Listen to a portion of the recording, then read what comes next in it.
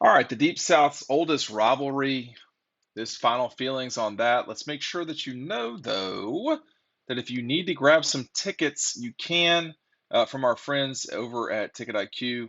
You see a fair amount. You can even buy them in the Auburn section if you're so inclined. Um, I've seen more expensive tickets, but hey, look, it's Georgia Auburn, y'all. I mean, this is not going to just be some game that you're going to hop into the stadium. It's a big ticket, game, and I hate to be the romantic in the room, but this game used to really be huge, and I think it still is. It does not feel huge this year. I mean, Auburn's got some systemic issues with a coach that they are not at all in love with. I mean, the kids are watching this divorce happen. The kids may be shaking their pom poms actually, and it's just ugly at Auburn right now. The betting market has the dogs as a 30-point favorite. I mean, against Auburn. So that's hard to reconcile for a couple of reasons. A, it's Auburn. B, last we saw these Georgia Bulldogs wasn't so hot, right? Now, there's a lot of different things that can go on in a season in 7 days. I will rewind you to the Auburn Alabama game last year. Auburn, should have beaten Alabama, didn't. Alabama just looked like trash. That mattered absolutely zero 7 days later. So, what happens one week is irrelevant to what happens the next. I do think, and I'm going to continue to say this, I do think Georgia will be a different team when they are in Jacksonville. They've got some guys hurt right now, that two guys specifically that will make a difference. But more than anything, coming in this Auburn game, um, if you can't know that it's go time, then it's too late. But um, I'm going to choose to my thinking is that this was an attitude issue a week ago for the dogs, and that is something that can be corrected. I would say, generally speaking, the mistakes Georgia has made over the last 6 quarters, if you want to call it that, really 4 quarters. I mean, part of the Kent State game, uh, the first half of the Mizzou game, those are correctable issues. I mean, really, the offensive line just got to play better. I mean, that's one big thing. I think Matt Stinchcomb talked about it earlier this week. If you were at the game or watched the game, Missouri was way more interested in being there. And I've compared it a lot this week to the 21 Florida game, where the offense just didn't play well. The other team played pretty well, and even this was even the Kirby, you know, physically I want to break them. Um, and they didn't. I mean, it took them a little bit of time to kind of get going. Teams aren't just gonna roll over and die for you. They are going to push it all the way. They don't care about your legacy. This is not a coronation. It's a competition. Trademark Dean Legge 2021, 2022.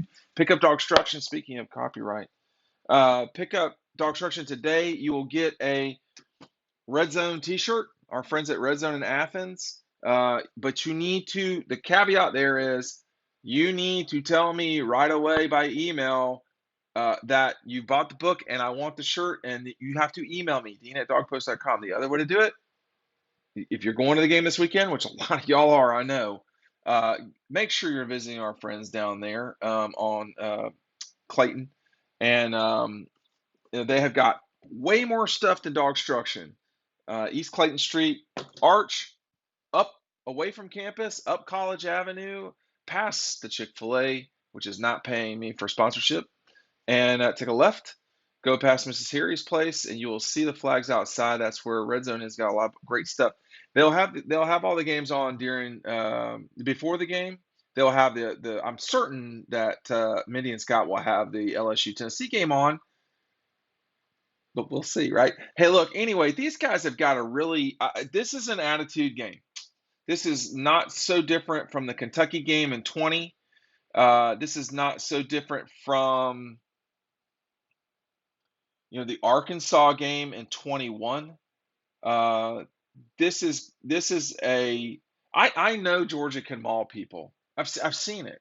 I've seen it this season. Um, but you've got a new offensive line coach. And maybe things aren't as kumbaya as they were, or maybe this is a one-time thing. I mean, no one's telling me they're not kumbaya, but you got Van Pran had there were moments where he had a tough time. Definitely, at right guard, Georgia had some issues there with Tate. I think Truss. I mean, Georgia just the line didn't play well. I'm calling those guys. I mean, y'all don't take it personally. There were times when a lot of guys didn't play well. Okay, on there. I think Broderick. Even I mean, so I'm trying to name every single starting offensive lineman. Xavier Truss. I mean, look, you got to go out and play better. That's all. I saw Mike Griffin talk about Stetson earlier this week. Um, I don't know about that. Stetson didn't play great, but that first half was tough for him. He was getting hit a lot. There were guys in his face. It's tough to perform as a quarterback in those situations. Now he was off too, but there might have been a reason he was off. And this is not a let's defend Stetson Bennett. No. We don't do that around here. We call it like we see it. He's got to play better too. But it really was the offensive line for me. I thought the defense played well. And so now, you know, are you going to let Missouri kind of beat you twice? I mean, I know it doesn't seem like it, but Georgia won. Okay, and this Georgia team may be much more like Alabama's team a season ago than a lot of other things we've seen. Um, Alabama from a year ago. Let me just look this up real quick. Um, a season ago, they had a lot of games that were tighter than you would like. Yeah, well, they survived Florida on the road. That was a CBS 3:30. So 5 games into it, they had one survival game. Georgia's probably playing better than Alabama was a year ago, but Alabama lost Game 6 on the road at unranked Texas A&M. So the comparison may not be exact, but I know the narrow win against the Gators, the loss to Texas A&M on the last play of the game, the first half against Tennessee, which was not ideal. What was the score at the half? They were up. They were up 21-14. But I tell you, man, they were that thing was. They were not comfortable when it got to 21-7 midway through the fourth, and they were only up a touchdown going into the fourth quarter. That was not. That was a Daisuke Matsuzama game. That was dicey. And then of course a week after that, surviving LSU at home 20-14, the 42-35 one score win over Arkansas, and then the game they won that they shouldn't have, which was the Auburn game. You cannot make the case that Georgia should have lost to Missouri. I wouldn't say that.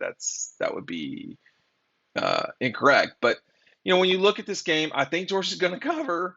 I don't I don't feel real good about it. I didn't like the Carolina game being so big. I picked Carolina to cover, and of course Georgia did. I thought Georgia would cover against the Ducks, and they did.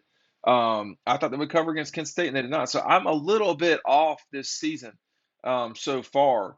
Last year, I got every game right except the SEC championship game. So um, in terms of just straight up, I haven't missed that yet. But I'm talking about against the spread. Um, I think at the end of the day, you go through a season, you know what you've got, and, you know, are the practices harder than the games now? Because if they're not, then that's something that needs to be corrected. The practices need to be harder than the games. Is this team like last year's? No, not at all.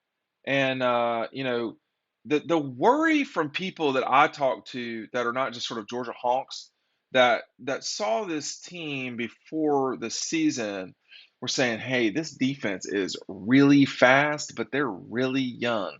And right now, the criticism can't be on the defense. It's got to be pointedly at the offensive line, but just generally speaking, the offense for the first quarter, for the first half of the Missouri game, and I would argue the third quarter of the Kent State game. Uh, that was the one quarter where Kent State kind of went back and forth with Georgia. So I think people are going to be nervous coming in this game, which is crazy considering Georgia's a 30-point favorite. But when you take a step back, there's just no team Georgia should lose to that's on their schedule right now. And I'm not sure they should lose to, Alabama, frankly. I mean, I've watched plenty of Alabama, and they're really good. But are they better than Georgia?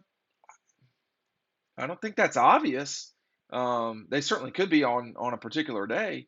I'm not. I don't know. I mean, I think is it obvious Georgia's better than Alabama? Not after last week. I think it was pretty obvious the first 3 weeks, perhaps first four. But this is a sport that's watched by millions of people, and even when you're on the SEC network, apparently. But Georgia's got something to prove this week, and it's an important moment in the season. Make sure you're picking up the instruction below. Check out Ticket IQ. We'll see you at the game.